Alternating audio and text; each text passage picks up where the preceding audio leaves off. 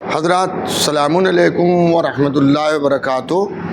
جیسا کہ آپ کے علم میں ہے کہ 10 ذی الحجہ جو ہے وہ عید قربانی کا دن ہے، جب اللہ کی راہ میں خلیل خدا حضرت ابراہیم علیہ السلام نے اپنے بیٹے حضرت اسماعیل کو اللہ کے حکم سے، جو اللہ نے انہیں خواب کے ذریعے دیا تھا، قربان کرنے کے لیے میدان منی میں لے گئے، اور وہاں کے اوپر اللہ نے اس ذبیحے کو ذبح عظیم سے بدل دیا اور حضرت اسماعیل بچ گئے، اور حضرت اسماعیل کی جگہ پر اللہ نے جنت سے دمبا بھیجا۔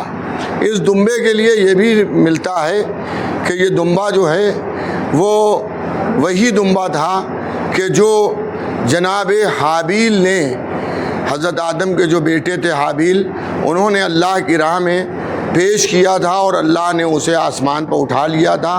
اسی دمبے کو اللہ نے حضرت اسماعیل کے فدیے کے لیے بھیجا۔ اللہ عالم بالصواب۔ عزیزان گرامی، بہرحال آج کا دن ہمیں قربانی کی یاد دلاتا ہے، اور مسلمان آج کے دن جانور کی قربانی دے کر اللہ کی خوشنودگی حاصل کرتا ہے، لیکن آپ جانتے ہیں کہ جانور کے کچھ احکام ہیں کہ وہ بچہ نہ ہو بلکہ 2 دانت کا ہو، اور اس کے علاوہ بیمار نہ ہو، نقص نہ اس میں پایا جاتا ہو، اور ذبیحے کے بھی کچھ احکام ہیں کہ وقت ذبح سے قبل اسے پانی دکھا دیا جائے کہ اگر وہ پیاسا ہو تو سیراب ہو سکے۔ عزیزان گرامی، دین تو اتنا خیال رکھ رہا ہے کہ اگر جانور بیمار ہے تو اسے ذبح نہ کرو، اگر جانور میں بھوک یا پیاس ہے تو اسے بھوکا اور پیاسا نہ ذبح کرو بلکہ اس کو سیراب کرو۔ لیکن مسلمان ذرا اپنے کردار پر غور کریں کہ جب اسلام جانور کے لیے یہ کہہ رہا ہے کہ اسے پیاسا نہ ذبح کرنا، تو وہ کیسے مسلمان تھے جنہی نے کربلا میں 1-2 کو نہیں بلکہ 72 کو 3 دن کا بھوکا اور 3 دن کا پیاسا ذبح کر دیا۔ عزیزان گرامی، یہ ذی الحجہ کی 10 تاریخ ہمیں شہادت امام حسین علیہ السلام کی طرف بھی متوجہ کرتی ہے، اور بہت سی چیزوں کی طرف ہمیں 10 ذی الحجہ یاد دلاتی ہے۔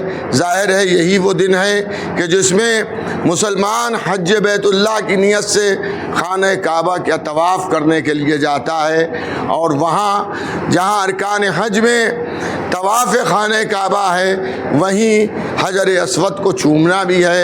اگر چوم نہیں سکتے دوران طواف تو آپ اشارے سے چومیے۔ طواف شروع وہیں سے ہوتا ہے کہ جب حجر اسود کے قریب جائیں، اور اگر آپ بوسہ نہیں دے سکتے تو اشارے سے آپ بوسہ دے کر چومیں اور طواف کو شروع کریں۔ عزیزان گرامی، اللہ نے حج کے موقع پر بہت سی چیزیں ہمیں سمجھائیں۔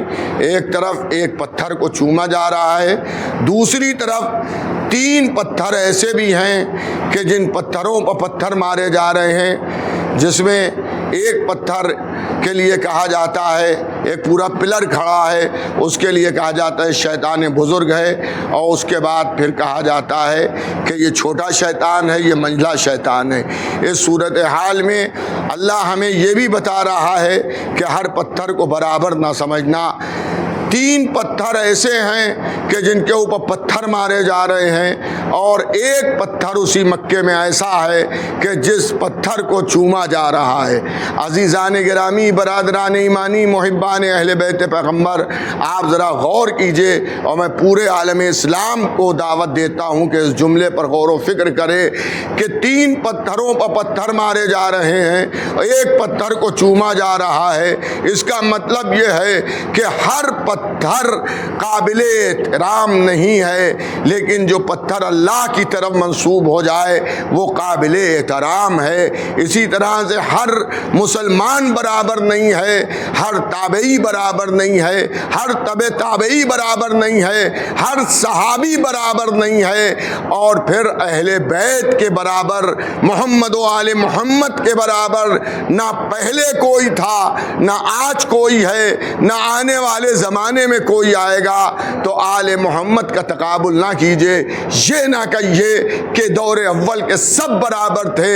حج کے موقع پر اللہ نے شیطانوں پر پتھر پھینکوا کے بتایا کہ جو پتھر، جو جگہیں شیطان کی طرف منسوب ہو جائیں اس پر حاجی اگر پتھر نہ مارے تو اس کا حج مکمل نہیں ہوتا ہے، اور جو پتھر اللہ کی طرف منسوب ہو جائے، حجر اسود جو اللہ کی نشانیوں میں قرار پا جائے، اگر اسے بوسہ نہ دو، اشارے سے بوسہ نہ دے پاؤ اور بغیر بوسہ دیے طواف کرو تو تمہارا طواف صحیح نہیں ہوگا۔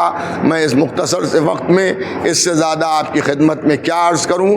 باہر آج کا دن اور حج بیت اللہ کا موقع ہمیں بہت چیزوں کی دعوت دیتا ہے، بہت چیزیں ہمیں بتاتا ہے۔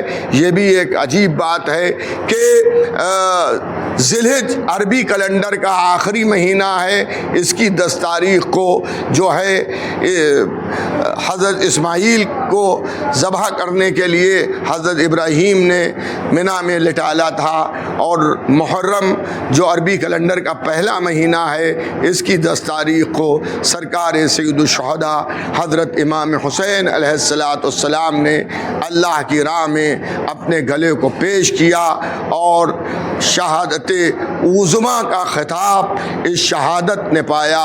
اللہ محبان امام حسین کو سلامت رکھے۔